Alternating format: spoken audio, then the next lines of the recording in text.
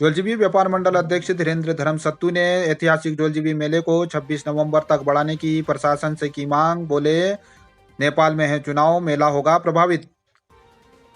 जोलजीबी व्यापार मंडल के अध्यक्ष धीरेन्द्र धर्मसत्तू ने प्रशासन से जोलजीबी मेले को 26 नवंबर तक बढ़ाने की मांग की है। उन्होंने कहा कि नेपाल में चुनाव के चलते 3 दिन भारत नेपाल अंतर्राष्ट्रीय पुल बंद होंगे, जिससे मेला प्रभावित होगा। जिलाधिकारी महोदय के सम्मुख एक विशेष निवेदन किया। जो मेला हमारा 14 से 24 नवंबर तक चलता था, सरकारी मेला, उसको इस वर्ष हमारे पड़ोसी देश नेपाल में चुनाव होने के कारण, आचार संहिता के कारण वह 3 दिन ब्रिज बंद होना है। 21 तारीख को वह ब्रिज खुलेगा। मेरा जिलाधिकारी महोदय से यही निवेदन है कि इस 24 की जगह मेला, हमारे अंतर्राष्ट्रीय मेले के गरिमा को देखते हुए इस मेले को 26 नवंबर तक किया जाए और सांस्कृतिक संध्या हो और समापन भी इसका अगर हो सकता है महोदय तो 26 तारीख को इसका समापन हो। और मेरा करने का यह उद्देश्य है, मेला करने का, मेला यहाँ पर मेला समिति का, कि भाई कहीं ना कहीं हमारे जो दूर दूर से व्यापारी आ रहे हैं, छोटे व्यापारी, स्थानीय व्यापारी, उनको एक रोजगार मिले। मेला एक रोजगार का साधन है। हमने एक मेला संयोजन समिति का गठन किया है। हम आशा करते हैं कि मेलाधिकारी महोदय को हम इस संयोजन समिति के द्वारा से भरसक सहयोग व सहायता देंगे। धन्यवाद। धारचूला में बीजेपी कार्यकर्ताओं ने हर्षोल्लास से मनाया राज्य स्थापना दिवस। गांधी चौक में कैंडल जलाकर शहीदों को अर्पित की श्रद्धांजलि। उत्तराखंड राज्य के 22वें स्थापना दिवस को बीजेपी कार्यकर्ताओं ने धारचूला में धूमधाम से मनाया। पीडब्ल्यूडी विश्राम गृह में कार्यकर्ताओं ने कार्यक्रम आयोजित कर राज्य आंदोलन के इतिहास पर विस्तृत जानकारी दी।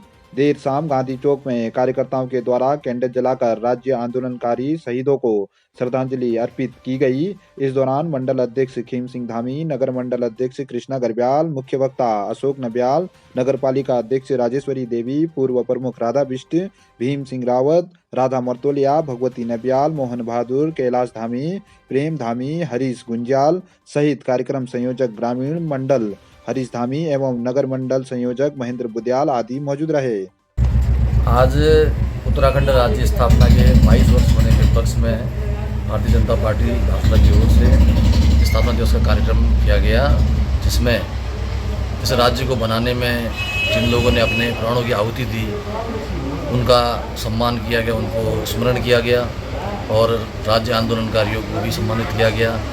और उत्तराखंड राज्य बनाने में भारतीय जनता पार्टी का जो योगदान था उस पर विस्तृत चर्चा हुई और हमें विश्वास है कि जो राज्य हमें अटल बिहारी वाजपेयी जी ने दिया है, मोदी जी उस राज्य की को संवार रहे हैं और पुष्कर धामी जी के नेतृत्व में वो राज्य दिन दुनी रात दुनी चौगुनी उन्नति कर रहा है और भविष्य में भी भारतीय जनता पार्टी के नेतृत्व में उत्तराखंड का चौमुखी विकास होगा, ऐसा हमारा विश्वास है।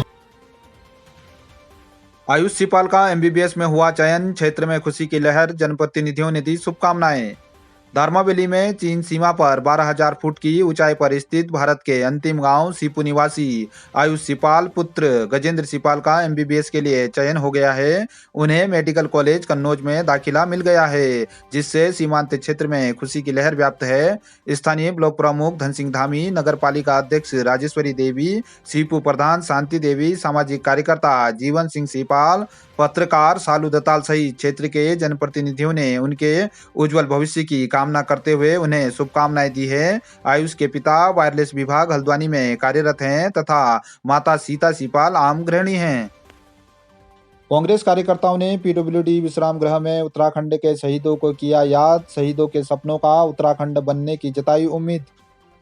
कांग्रेस के कार्यकर्ताओं के द्वारा पीडब्ल्यूडी विश्राम गृह में उत्तराखंड का 22वां राज्य स्थापना दिवस हर्षोल्लास से मनाया गया। कार्यकर्ताओं के द्वारा उत्तराखंड राज्य आंदोलनकारी शहीदों को श्रद्धांजलि अर्पित करते हुए उनको याद किया गया।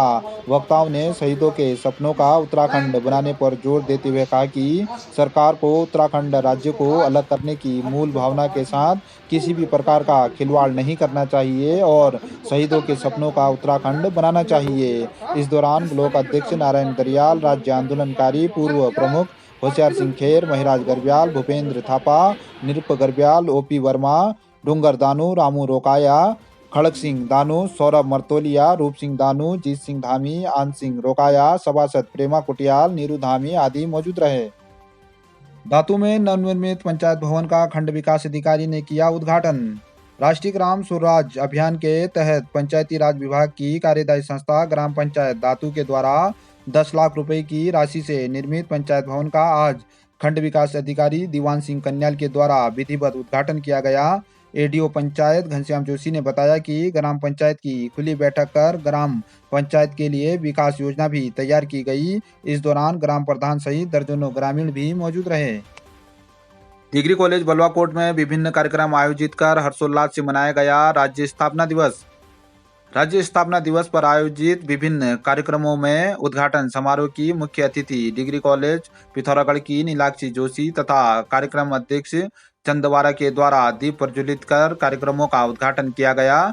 उत्तराखंड के विकास में महिलाओं का योगदान विषय पर भाषण प्रतियोगिता में छात्रा महक कुमारी यशोदा जानकी प्रथम, द्वितीय और तृतीय स्थान पर रहे। उत्तराखंड के विकास की संभावनाएं विषय पर आयोजित निबंध प्रतियोगिता में अनीसा जानकी भूमिका क्रमशः प्रथम, द्वितीय और तृतीय स्थान पर रहे। उत्तराखंड के विकास में पर्यटन क्षेत्र में संभावनाएं विषय पर आयोजित संगोष्ठी में विचार व्यक्त करते हुए मुख्य अतिथि नीलाक्षी जोशी ने कहा कि उत्तराखंड को पर्यटन सर्किट के रूप में विकसित किया जा सकता है। Doctor DN Bhatt, doctor Naveen, doctor Geetanjali Mishra, doctor Rahul Tiwari, doctor Chandra Nabiyal, doctor Vikesh Singh, doctor Kuldeep Singh Rana, doctor Nakshatra Pathak आदि ने अपने विचार व्यक्त किए। विभिन्न प्रतियोगिताओं के आयोजन की अध्यक्षता डॉक्टर अतुल चंद के द्वारा की गई। चौदास वैली के सोसा में संघ से चिपला केदार देव की पारंपरिक विधि विधान से हुई पूजा। क्षेत्र की सुख शांति और समृद्धि की गई कामना। चौदास वैली के 14 गांवों के सैकड़ों ग्रामीणों की उपस्थिति में सोसा गांव के संघ से चिपला केदार देव के मंदिर में पारंपरिक विधि विधान से तथा वाद्य यंत्रों की धुनों पर कार्तिक पूर्णिमा के एक दिन पूर्व जागरण से शुरू हुई पूजा अर्चना का समापन हो गया है।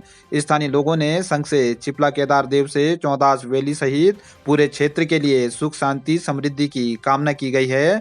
पूजा में शामिल होने के लिए देश विदेश के विभिन्न स्थानों में कार्य करने वाले लोग भी बड़ी संख्या में पहुंचे हैं।